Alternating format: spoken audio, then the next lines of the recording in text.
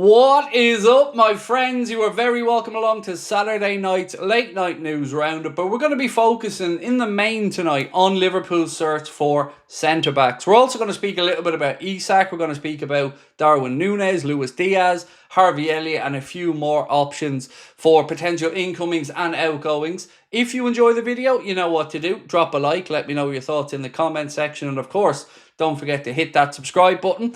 Just a bit of a channel note for you guys. Tomorrow night we won't be live streaming as I'm out for a family dinner, but we will be back on Monday. There will be a news video tomorrow afternoon, but no live stream tomorrow night. So look, I'm going to get straight into it tonight because, as always, transfer news moves quickly. And I wanted to start off with something that isn't really Liverpool related, but it may lead to some interest in a Liverpool player. So David Ornstein said, exclusive, Nottingham Forest in talks with Morgan Gibbs-White about signing a new contract.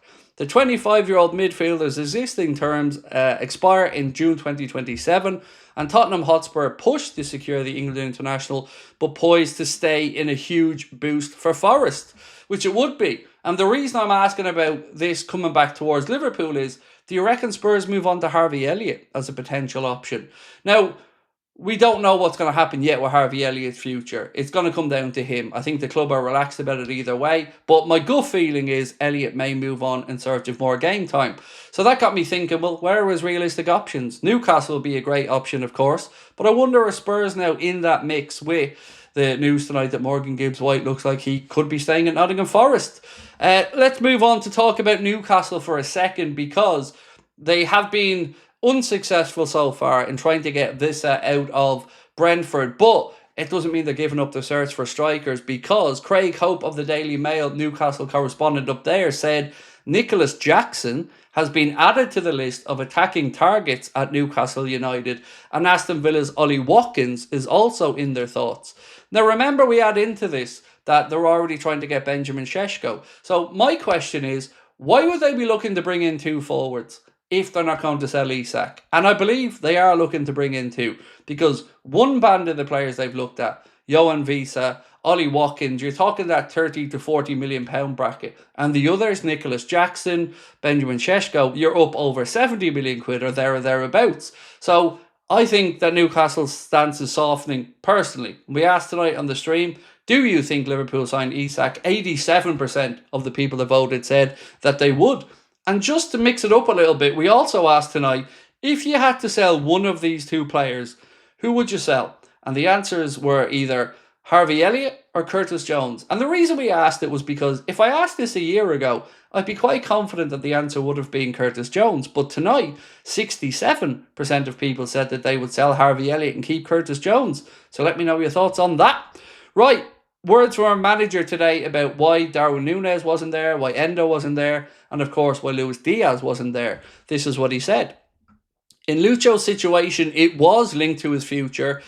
Slot said after the game in Hong Kong, there are a lot of rumours around and I cannot go into that, but he is training really well with us and we decided for now not to play him yet. Is that because of the offer that came in from Bayern Munich? Well, it surely can't not be linked, right? And you'd have to believe that if we're taking him out of the firing line, or at least not putting him out on the pitch, it might be because we don't want him to potentially pick up an injury. So for me, I think he's moving on. And if we're going to allow a sale of Diaz, I can't help but believe we'd have a forward lined up, or a very strong belief that we're going to get one. Now, I'm not saying 100% that's going to be ISAK, but we're not going to sell him unless we have a forward or two lined up. With the news that Fofana is of interest to Everton tonight, keep your eye on that situation as well, because that could be one other potential option off the table. Speaking about Darwin's situation, this is what Arna had to say. In Darwin's situation, he has trained really well also and played a few good games for us already this pre-season. He was injured, so he didn't want to take the risk. And he said the same with Endo, who I believe was sick. They just didn't want to take the risk. He said, so it's part of pre-season. The boys need to get towards match fitness, and that is with a thin balance sometimes. And of course, we did look very, very short in defensive options today. So moving on to that, to talk about some potential options at centre-back, we asked tonight on the stream, how many centre-backs do you think, as things are right now, Liverpool need to sign? And the answer was two, overwhelmingly. I think it was about 70% of people said Liverpool need two centre-back signings. So let me know in the comments where you are with that one. Gomez, there's a lot of misinformation floating around about. We don't believe this nonsense about him being out till February is true because, well, Arna said it's a niggle more than a serious injury with regards to his Achilles. But what do we need to do? How many do we need to bring in? Let me know in the comments. I would agree with 2, but I think 1 is probably more likely. Arna has spoken about the fact that Gravenberch and Endo can play in the position, but we don't want to be shoehorning players into positions. We want players who play in this particular position, experts in it. So some names that I think are potential is Mark Gay, of course, of Crystal Palace. Nathan Collins is another one. Cresswell, obviously, of Toulouse is a name. Leone and Lukeba. They're the 5 centre-backs that I can think of off the top of my head that I think would be realistic options for Liverpool. Now, what do we know at the minute? Well, Mark Gay is still a Crystal Palace player. I don't know if he's waiting to see what Liverpool do, but he certainly hasn't committed to a move anywhere yet. So, do Liverpool make a move for him? Well, if Konate stays, I'm not really sure. But would I do it? Absolutely. I would have Ibrahim Konate, Mark Gay, Virgil van Dijk, Joe Gomez and Nallo, and I think that would be good options, especially because you're talking about being able to rest Virgil a bit in the season, play Mark Gay in there, maybe alongside Konate, and I still think we'd be able to give them enough game time. Cresswell is, of course, a good young option, 22 years of age, just played in the Euros with England and won it again, over, I think, in Toulouse at this point, and went from Leeds earlier, so a good young homegrown option. Leone is obviously the bit of a wild card here. I think he's 18 or 19 years of age, plays for Parma, 6'3", 6'4", a good option. And the most expensive one probably be Lukeba, and I don't think that, well, we've been linked, but I haven't really seen movement towards that direction, nor do I see Liverpool spending 65, 70 million quid on a centre-back.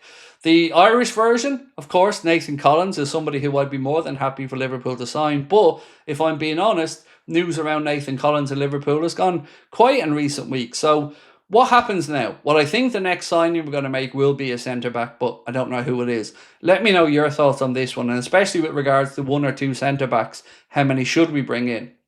Stevenson will, of course, be an option.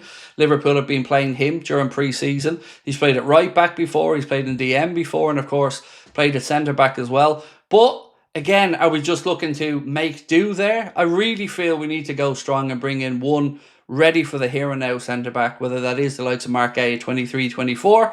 That'll do me fine. But I want to know what you guys think. So, just to cover everything we went through tonight, I think Newcastle's stance is softening around Alexander Isak.